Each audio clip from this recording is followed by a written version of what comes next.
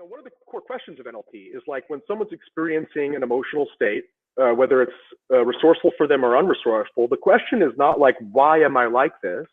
Why do I have this? But the question is how do I do this? So it's like, right. So it's like, because the idea is that people feel like they're passively in response to their emotions. Like I'm at the whim of my emotions. But when you frame it, it's like, how do you do that? George, how do you experience joyful productivity? How do you do that? That's amazing. You do that? How do you do that? It's like, it puts us in a meta position, it puts us above our emotions. It's like, I'm doing my emotions.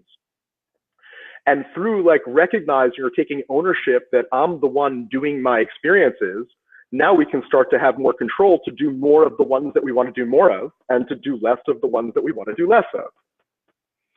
And so that comes all the way back from NLP. It's like we have experiences, and the question is, how do you do that experience? Because if it serves you, well, let's do that more. And if it doesn't serve you, well, let's do that less. Stop practicing. If it's not, I was having a conversation with a client yesterday, and I was like, well, what's the recipe for that emotion? What's the recipe? How do you do that? And then we started using that metaphor, and it's like, oh, that recipe was passed down from your grandmother. Oh, it's like an old family recipe.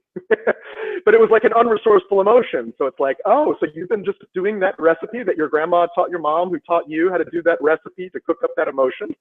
How do you do that? And maybe you want to cook up something different?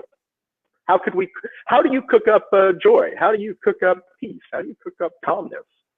How do you cook up awe and amazement? So all the way back from NLP, we started talking about understanding how do you do your states.